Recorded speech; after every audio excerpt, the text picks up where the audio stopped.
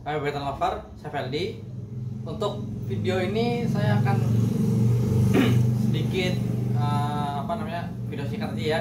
Jadi saya akan setelah persyaratan jantan dan betina itu terpenuhi dan sebelum melakukan pairing itu ada baiknya Anda melakukan suatu tahapan, yaitu tahapan perencanaan. Nah, tahapan perencanaan ini yaitu gimana Anda ingin memasangkan atau ingin membuat proyek apa. Biasanya rencana ini dilakukan saat dilakukan jika Anda memiliki jantan yang sedikit dan betina yang banyak gitu ya. Jadi dalam proses breednya itu akan lebih efisien untuk menambah variasi morph. Misalkan Anda ingin membuat suatu combo berdasarkan misalkan Mohave gitu ya.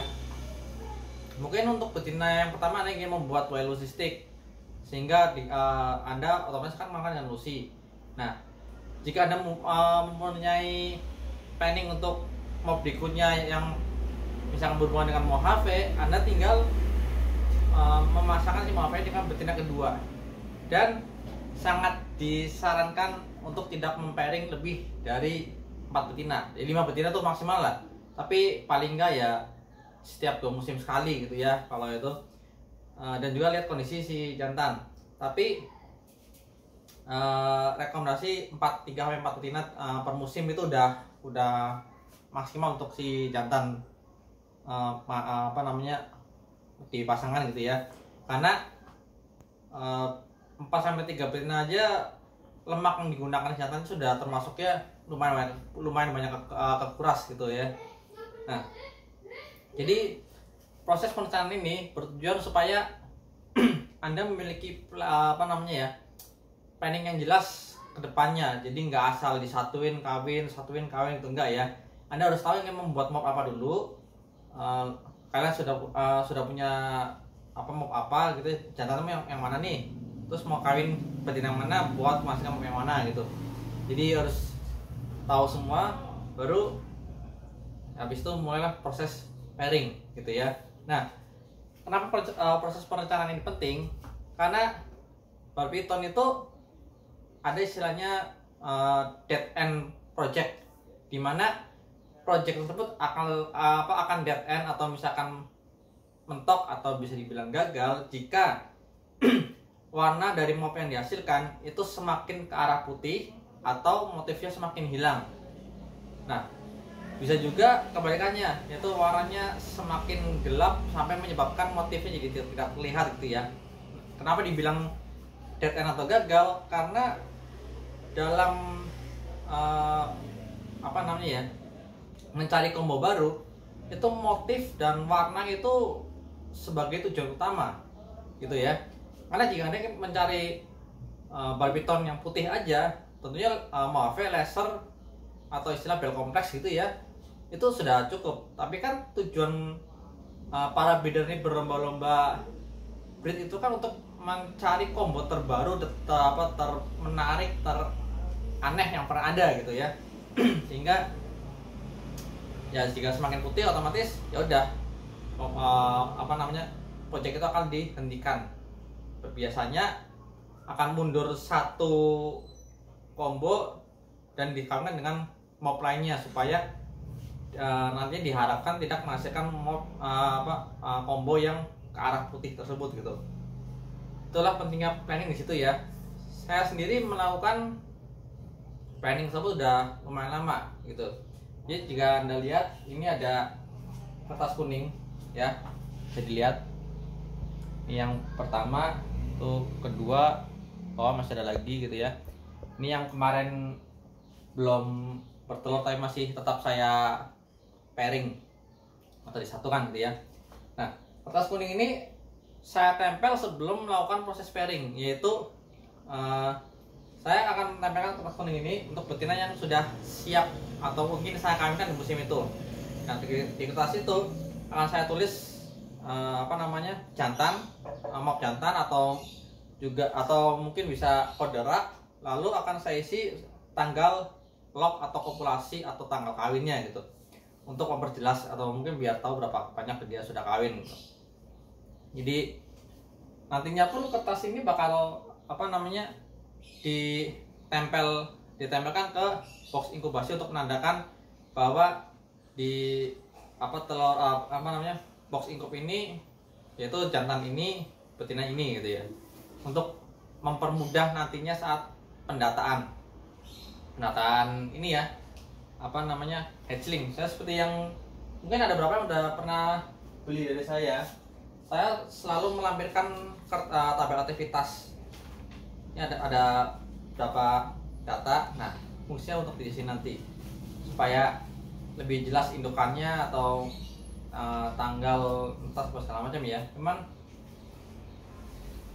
untuk proses planning ini bisa kalau misalkan kalian lakukan di awal, untuk musim kedua, ketiga dan seterusnya, Anda akan sudah terbiasa untuk kira-kira mensimulasikan ya, atau mungkin jika Anda masih belum tahu atau mungkin baru mau menambah koleksi ya, misalkan Anda punya Mojave, sudah punya laser, lalu Anda ingin menambahkan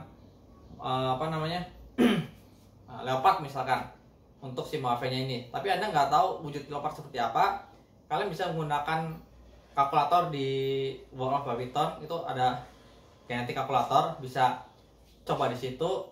Siapa tahu kalau misalnya masih sudah ada yang pernah upload data tentang mutasi combo tersebut, bisa dilihat wujudnya. Kalau ada tertarik bisa membeli leopardnya. Kalau misalkan kok warnanya seperti ini, coba yang lain gitu.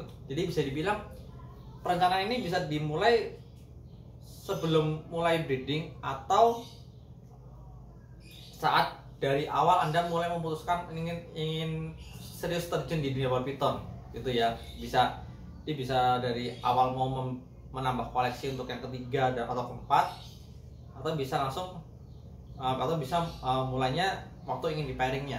Tapi biasanya orang yang baru mau awal itu berpikirnya satu pasang, jadi ingin bikin combo A, mungkin combo A itu A sama B, ntar bikin combo lain lagi, pairing ini pairing lagi ini, tapi akan jauh lebih efisien kalau Anda memaksimalkan satu jantan ini dulu, lalu diperbanyak variasinya gitu, dibandingkan langsung main banyak gitu ya. Karena nggak bisa dipungkiri semakin banyak cadangan lemak si jantan, maka dia akan makannya lumayan lama, karena seperti saya bilang sebelumnya, insting jantan yaitu untuk mencari pasangan.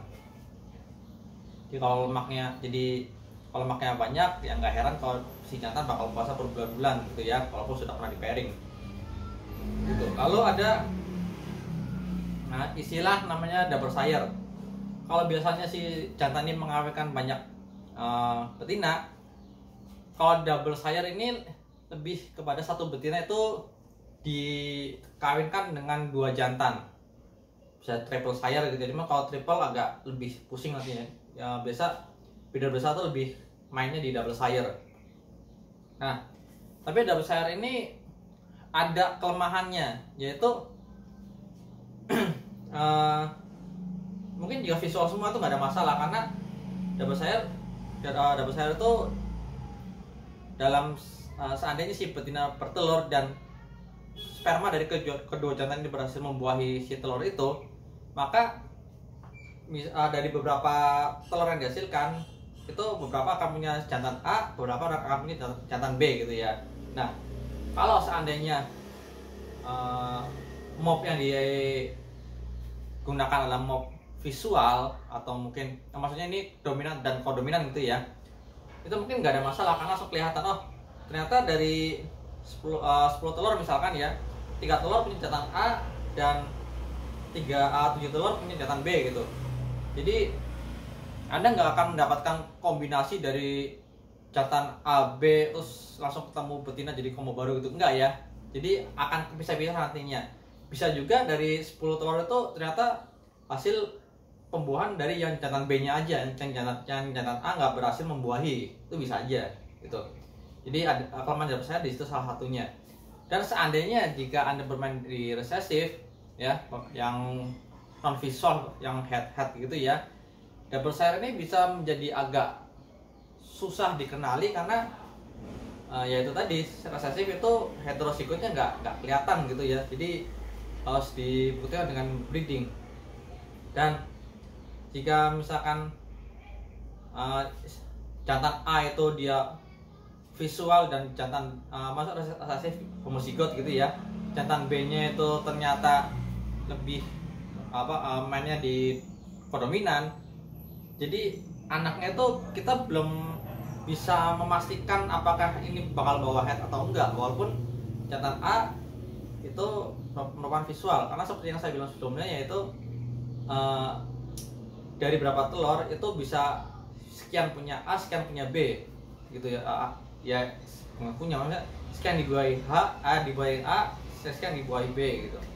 Jadi untuk paling aman main di satu jantan 3-4 betina, tapi bikinlah morph yang ingin Anda bikin, bukan apa yang orang lain atau pasar inginkan gitu ya. Karena baik lagi, breeding itu adalah passion atau keinginan Anda untuk melihat, atau mungkin apa ya namanya, melihat si babiton yang Anda pelihara ini bakal memunculkan atau bakal memberikan mob combo apa yang untuk Anda gitu. Karena nggak bisa dipungkiri, fase breeding itu adalah fase seorang keeper yang paling bikin pusing dan paling bikin senang. Karena ya nggak bisa inilah, saya istilahnya sudah berapa kali cutting telur pun rasa excitednya atau feel waktu pertama kali gunting itu tetap masih ada gitu, dibandingkan kan ada yang biasa aja guntingnya gitu ya. Kalau saya masih ada perasaan wahnya gitu. Itu makanya walaupun video saya membosankan, tapi kadang ada kondisi di mana Anda bisa melihat saya bisa ingin berteriak gitu, wah akhirnya dapat ini, wah apa ini gitu kan. Nggak bisa dipungkiri itu bakal istilah menjadi hal paling utama dalam breeding barbiton. Jadi kesenangan, passion itu nomor 1. Dan jangan bosan untuk terus belajar memperbarui informasi gitu ya. Ya nggak usah muluk mempelajari morph yang belum Anda punya gitu, tapi fokuslah pada morph yang sudah Anda miliki dan ingin Anda miliki, supaya di saatnya begitu Anda punya morph tersebut, Anda sudah tahu mau dibawa ke arah mana nantinya ya. Mungkin gitu aja ya, ini nggak tahu berapa menit, semoga aja singkat ya. Ya, berikutnya saya akan bahas tentang pairing and lock. Jadi untuk udah mulai penyatuan dan kawin gitu ya. Ya, nggak tahu bakal panjang atau pendek. Sekian aja, sampai jumpa di video berikutnya. Ciao.